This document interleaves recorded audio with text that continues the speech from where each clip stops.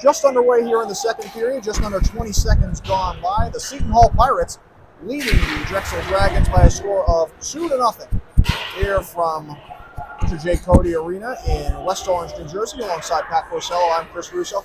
Once again, we are playing in the second rink, because this one will be in icing. The second rink, as we started about 20 minutes late, there was a youth game going on in the main rink that delayed everything and forced us to come in here. And actually even delayed our start time in terms of our broadcast due to the internet situation. But in the first period, just to recap, the Pirates scored twice in a span of 36 seconds, 17:06 and 17:42 of elapsed time. Jake Hall, his first point as a Pirate, and Tyler Fearon from Michael Volpe. Pirates back in their own zone, skating right to left, Drexel left to right. So it'll be skated on the right wing and flipped in behind the goal by Josh Search.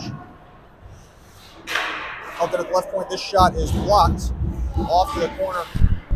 Pat, you actually noticed that was actually Jack Lemire taking the shot. I think you noticed something about Jack Lemire pretty early on. Here's Ryan Olhorn skating back. Here's a shot. That one goes over the net and may have been stopped. Yeah, it looks like for Jack Lemire, they might have forgot his jersey back in Philadelphia, because it looks like he's wearing something from Hockey Monkey. Yeah, it's taped on entirely. He's in a plain blue jersey with number 12 just taped onto the back. And so I'm just wondering if you're probably right. You know what's funny? I was considering maybe this is the only jersey he has, but you're probably right. It was probably left, I would think, back in Philadelphia. Regardless, on the year, he's got 5 points in 15 games. Not terrible. Supply chain issues in Philadelphia. That is perhaps the case. This one is flipped. That hit the beam, and so that one goes out of play. Another thing about playing in this rink is that the ceiling is a lot lower. I was just going to say that we don't usually see that in rink 1 over there, but in this one, it looks like we can get play stoppages from the puck hitting the ceiling. Can I at least say, though, that even in major, not even club, but like NCAA Division I rinks, it has been low enough because I work with this one is redirected wide. I work with the Eastern Hockey League, and we have our final tournament at Providence's rink. Providence, a national championship, a D1 national championship program. This shot is blocked away. A D1 national championship program. This is a high stick. D1 national championship program, and I've even seen times before where it's hit the lower part of the scoreboard. The puck's hit the lower part of the scoreboard and play is stopped. Yeah, and sometimes you'll even see lower ceilings than this, and the lights too. I've seen in some cases where the puck has hit the light and completely shattered it a few times. That's always interesting. That's funny. My dad told me that in Closter, New Jersey, where he grew up, this will be skated back out by Zachary Jones. We'll get back to that story in a moment. This shot sticked aside by the netminder Salvador. A race for this puck will be easily won by Jake Rogloff. My dad grew up in Closter, New Jersey. Funny enough, that's where Stephen Basin of Drexel is from. We actually went to sister high schools, apparently. But my dad played in a middle school that has been shut down, is kind of there as a historic landmark now, and really played basketball in what was an emptied pool. And so the ceiling was much lower, and so you actually had to go down the steps of the pool to get into get onto the court, and the ceiling was so low that pretty much you just get a stoppage of play every time the ball hit the ceiling. It was that low, at least from what I've heard. No wonder why the school's not in operation anymore. As Olhorn will skate this back, trying to center. Knocked off the puck. That's Kieran Sullivan. This one is thrown back to the point for Brendan O'Rourke. This shot goes wide. Off the end boards. Moscolo threw one out in front, but it was blocked away. A fancy play by Moscolo. It's now a penalty for Drexel coming up. Wedge turned it over. Drexel touches, and the Pirates will go on the power play for the second time this evening. Pirates have not committed a penalty yet. They're 0 for 1 on the power plays. This will be Jeffrey Quinn. The official call is hooking. We're kind of, so far at least, seeing pretty much a deja vu of the first period. Drexel had a little bit of control early in this one, and now we got an early power play for Seton Hall. It seems like the Pirates have really dominated a lot at the beginning of the period and the end of the period. And Drexel's been really good in the middle, but just yet to get on the board. Of course, that's a generalization as we've only played 24 minutes of hockey so far. Drexel does, of course, clear the zone here, as you can see. Michael Reed able to get it to head. Get it up ice for Fearon, most recent goal scorer. And the Pirates can set things up in the offensive zone. Here's Romano. Across for Fearon. Into the slot that was redirected by Owen Mendham. Dragons can take this one and clear. That is Basin. Winning this race is Simon Scala Rosenbaum. I heard a whistle. Yeah. I think that. Yeah. Okay. I think I think the referee is saying that one of the referees is saying that he blew the whistle by accident. That he thought it perhaps would have been an icing. So let's see, you got a face-off, and yeah, the Pirates are not going to be happy, but this was ultimately a simple mistake. You can only do so much. The face-off's going to be the offensive zone for Drexel.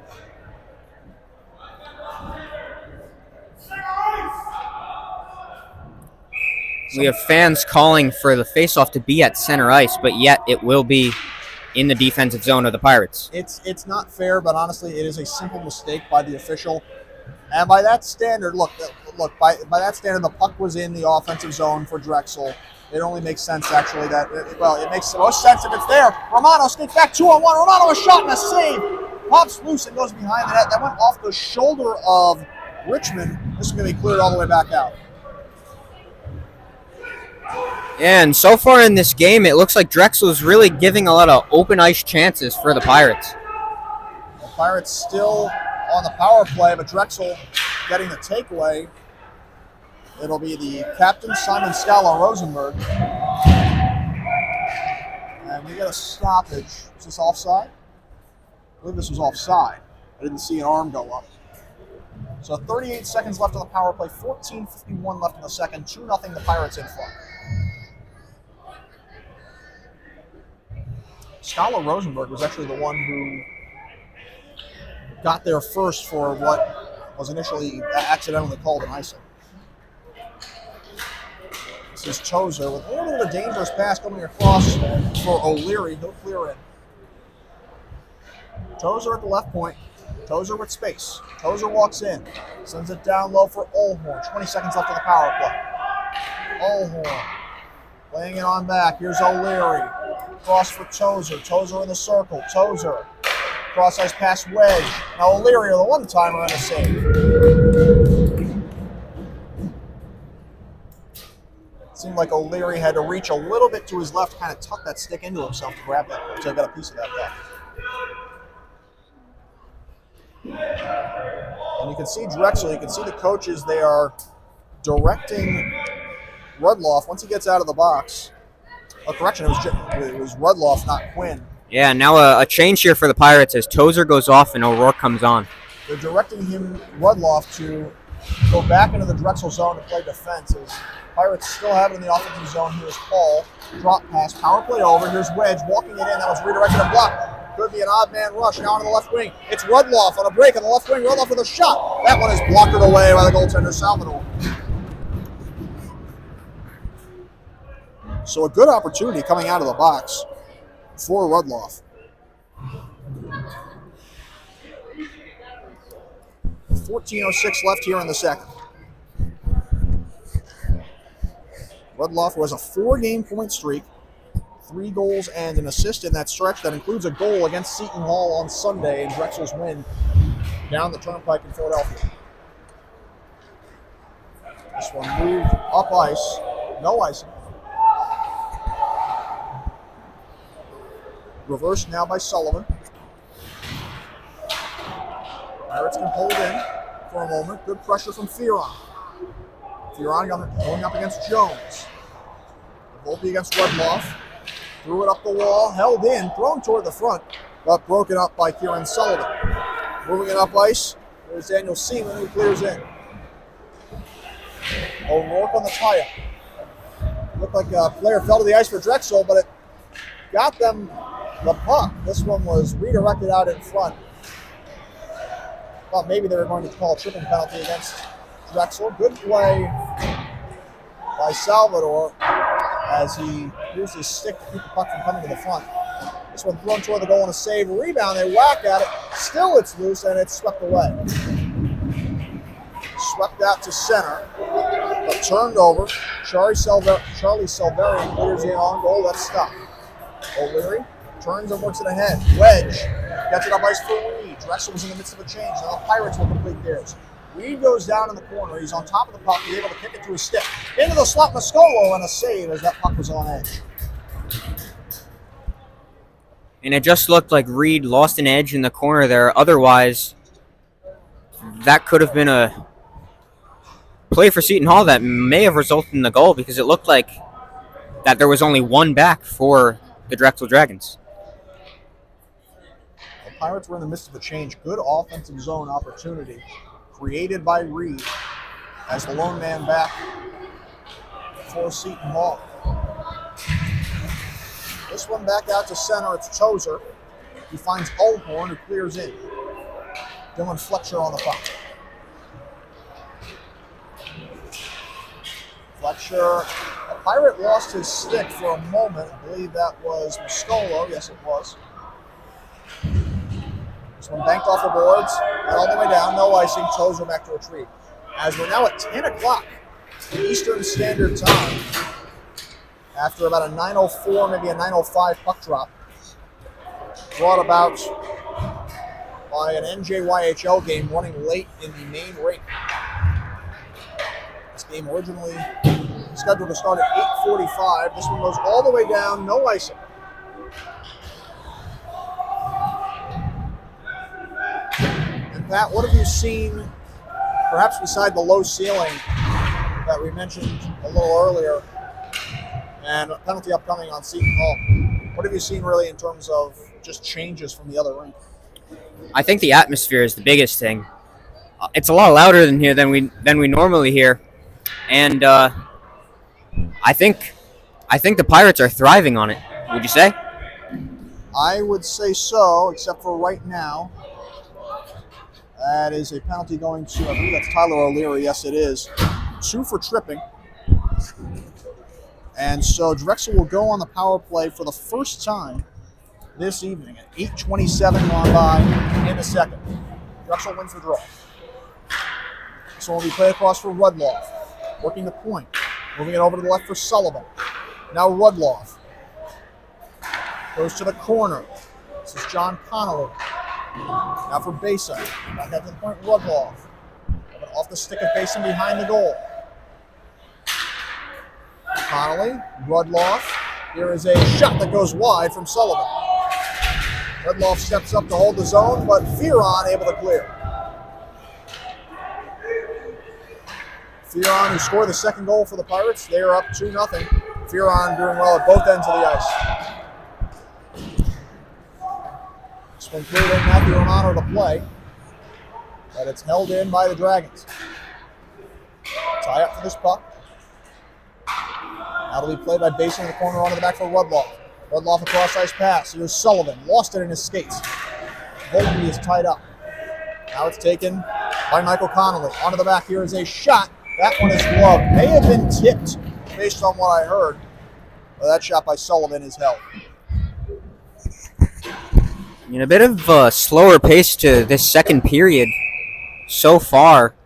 The first period went like extra fast, but second period here looks like we're going at a pretty normal hockey pace. Couple stoppages, couple penalties. Well, Pat, it seems like on this power play, Drexel has kind of been held to the outside, or maybe even holding themselves to the outside. There is a shot that is redirected wide. Yeah, it looks like the Pirates are doing a good job in front, not letting Salvador get screened, as there's a shot on goal and a save by Salvador. Yeah, and he clearly saw it. Yeah, you said it perfectly right there. That's Simon Scala Rosenbaum with a nice shot, but it's pretty easily gloved by Salvador with nobody there to block. Nobody there to screen him, rather. 40 seconds left in the man advantage, 10-13 left in the second period. as the Dragons win the draw, but it comes back out to center. I'm thinking with Lemire's jersey that they just taped on a 12 because it looks like a very makeshift jersey. Clearly they take on a 12, but it's just interesting as Olhorn will play in the offensive zone, but it's turned over for Drexel now. Carried on the right wing by Scala Rosenberg, the captain. Lowering the shoulder, now he applies the brakes. Laid it on the back for Garrett Sklar. Now Scala Rosenberg with a shot that's blocked by Tozer. The Calgary native reverses. Michael Reed on the second try can clear. Power play is over. No icing as O'Leary's out of the box. Pirates 1 for 1 on the kill. This one reversed by Sklar. Now with neutral icing clears in. Dragons in the midst of a change. This is the period of the long change. Outlet pass redirected, but that was on the Pirates side of the red line, so it will be an icing. That was Michael Volpe on the tip. 9:06 left in the second. And speaking of Michael Volpe, really this entire first line for the Pirates has been great the entire season, as we saw a goal from Fearon here in this game already. We've seen a lot of offensive production from this line. Well, Volpe now with an assist on that second goal by Fearon has 17 points in 12 games, including tonight. Last year, his first year with the Pirates as a player, he had, or rather his second year with the Pirates, he had 8 points in 17 games. Before that, 4 points in 8 games. So far and away the best season to date for the captain of the Pirates. And also, you can't forget about his 4-goal game against Bryn Athyn, too. That is absolutely true. Early on in the Pirates season. And that was the first victory for the Pirates this year, I believe. As this will be skated on the right wing. Here's a centering try. Actually, that went toward the net, but it was sticked away. The opportunity coming from Caleb Erna. Romano able to reverse. Helmer getting it back to the point, but not out. Held in by Charlie Salverian. This one worked toward the front, redirected, but unable to do anything with it was Caleb Erno. Back to the point, here's a shot that's blocked. That's Fearon on the try from Dylan Fletcher.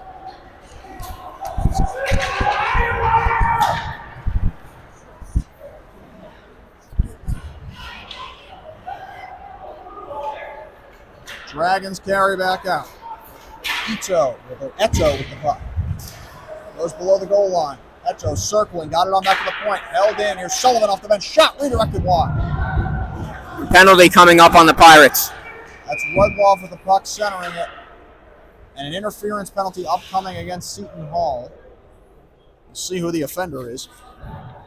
I was just going to mention, actually, Pat, that it looks like the last couple of minutes the Pirates have really been held in their own zone. As it looks like that will be Cam Tower. He has not played too much tonight. And he'll go off at 12:20 of elapsed time. That's the second power play for Drexel. They're 0 for 1. A chance for Drexel to get back into this one as we're pretty much halfway through the game now. This one out of the zone as Rudloff just tried to play it with one hand at the blue line. Rudloff on the tie-up. It's Michael Connolly now onto the right wing to his twin brother John. John, cross-ice pass Sullivan into the circle, a shot. That one went to the corner. I think it was blocked away by Salvador. John Connolly gets it onto the back for Sullivan. Sullivan with a shot and a save. Rebound covered quickly. Good reflexes by Salvador. So that initially hit him, looked like in the left bicep. But Pat, you mentioned the lack of traffic by Drexel in the last power play. It seems like they're getting more here. Yeah, for most part so far, we really haven't seen a lot of traffic in front, not creating many great chances for Drexel and easy saves for Salvador, but we're seeing it a little more here. It's going to be taken in the circle by Michael Connolly, but he threw it out of the zone. Sullivan again turned it over to Reed with a shot and a save by Richmond. Flip back out into the left wing. Rudloff turned it over to Reed, and he cleared back in. O'Leary and O'Rourke go off for a change. In the latter half of this power play, there is Connolly walking in and a save. John Connolly was denied. Now back at the point, out of the zone. I thought initially that Owen Menem actually kept it in, but almost out of hesitation, just brought it back out to center, thinking it was a delayed offside. Yeah, Drexel, looks like Drexel's having a little trouble gaining the zone here on this power play with about 20 seconds remaining. Tozer's clearing attempt redirected, held into the left point by Mendham. Down to 15 seconds on the power play. Cross ice pass. There's Sklar. Sklar in the corner. Dropped it for Scala Rosenbaum. Cross ice pass. Here's a one-timer that whistles wide. Very high on that play was Owen Mendham near the circle. Far to the outside here. Sklar with a shot. Redirection. Score! That'll be an even strength goal. It's Chris Lurie, the Colts Neck native, on the deflection. And Drexel's on the board. It's 2-1 with 5:36 left in the second. And we've been talking about it a lot. The pressure in front for Drexel, and they got some there, and it resulted in a goal on the deflection. Lurie gets his third of the year. Really nice tip as he was able to open up his blade inside the right circle between the dot and the hash marks. So that is an even strength goal. The Pirates are 2 for 2 on the kill, but Cam Tower was going back to the bench at that point. Michael Volpe with the puck will try to drop it off to O'Rourke. He's able to keep in. That shot blocked. O'Rourke race for this puck to the far side. Backhanded it toward the front. It's intercepted.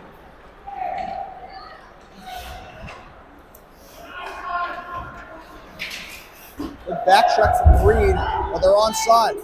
There is a sharp angle shot that goes wide, high and wide from Quinn. Held in as Drexel continues to apply the pressure.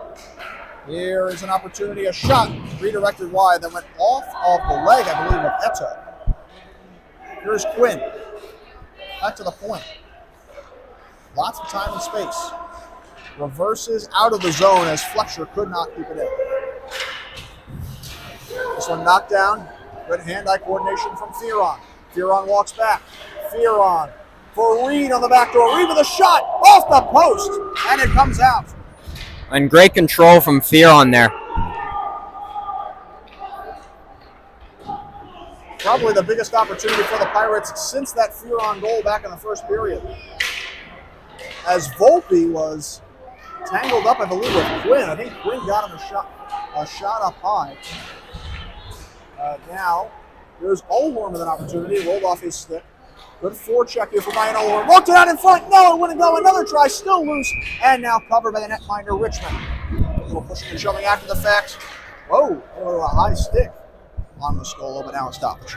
Pirates doing a great job of keeping possession in the puck, allowing for more chances in the offensive zone, as we saw Theron there, getting it to Reed, finishing the play, and then we saw Olhorn keeping the puck and managing to get a shot on net. And a little bit of physical play after the fact. Pirates holding on now, a 2-1 lead with 4:01 left in the second. Off the draw, try to move forward with it. Good keep by Romano. Romano walks in. Romano moving to the backhand of the forehand and lost it.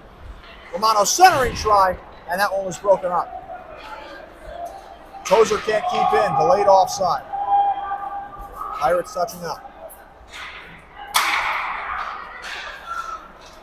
Here's Scala Rosenbaum on the left wing, 2-on-2, maybe with a trailer. That shot is stopped by Salvador. Tozer might have gotten the piece as well. That play by Wedge, he turns it over. Sklar's shot was blocked. Here's Tozer reversing, using the wall, finding Muscolo. Pirates unable to clear. Taken by Sklar. Backdoor pass. Another one for Connolly. Saved by Salvador on Michael Connolly. Now the Pirates perhaps with an opportunity 3-on-3. Wedge gets around a man. Wedge on the outside of the circle. Threw it on in front of Muscolo. No, that was blocked, I believe, out in front. Tozer on the keep. Now down low. Into the slot wedge. He was knocked off the puck. Good back check by Rudloff. This one goes high. That went over a beam and actually somehow stayed in play without hitting anything.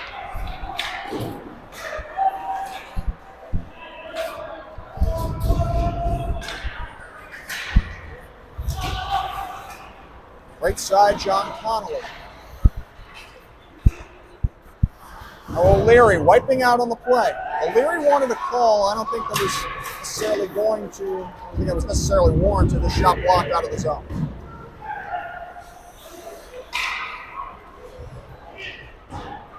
Redirected in, can be played behind the goal by O'Leary. O'Leary looking for another call, and that is he looks like he's been tripped twice. Perhaps so. Pushing and shoving in the slot. That one was stopped. And now we get a call. They're both going off. This is the right call. This is a frustrated O'Leary pushing and shoving with Caleb Erno. Erno wrestling with the official, as a matter of fact.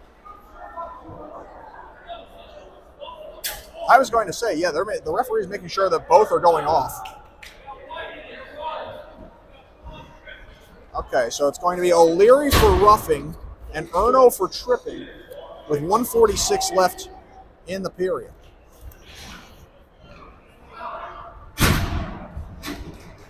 Yeah, you said it, Pat. O'Leary may have been tripped a couple of times. Regardless, there was frustration. As well as some chirping in the box now from both of these players. And so let's see if Drexel can take advantage of the puck in the offensive zone on the 4-on-4.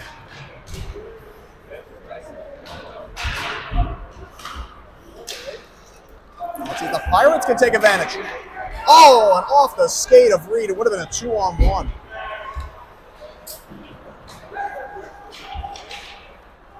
On the left wing, Skala Rosenbaum. The captain looking back door. Good play by Romano to break it up. Drexel getting a partial change. Outlet pass well beyond Romano's reach. No icing. It looked like it could have been played by Mendham, who carries the puck now. Pirates complete their change. It's Mascolo. Under a minute left in the second. 2-1, Seton Hall in front. Mascolo somehow got it through to Volpe. Volpe on the right wing with space. Volpe walks in. Volpe shoots. It goes wide. Around the boards and out.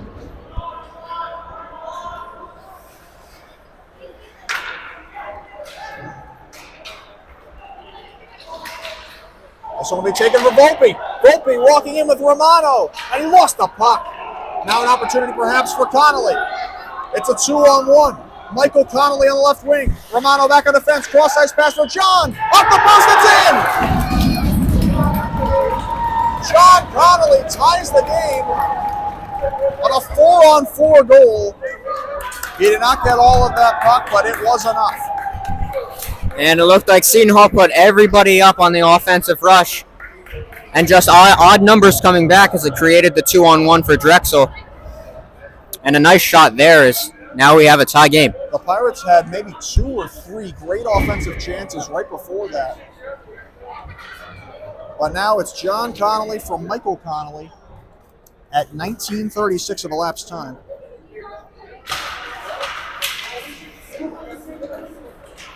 Each of the Twins scored a goal on Sunday in a win against the Pirates on the road.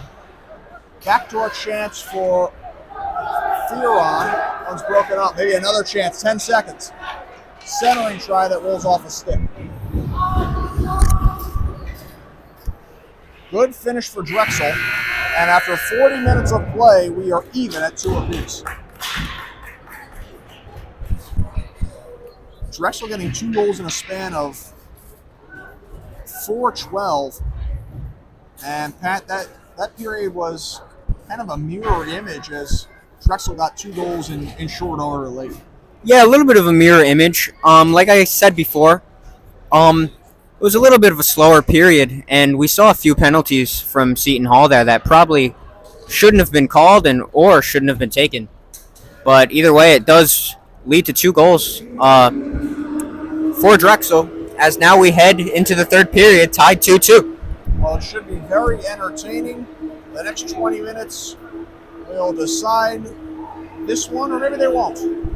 Maybe it'll be more. But regardless, after 40 minutes of play, 2-2 between the Pirates and Drexel. We'll be back.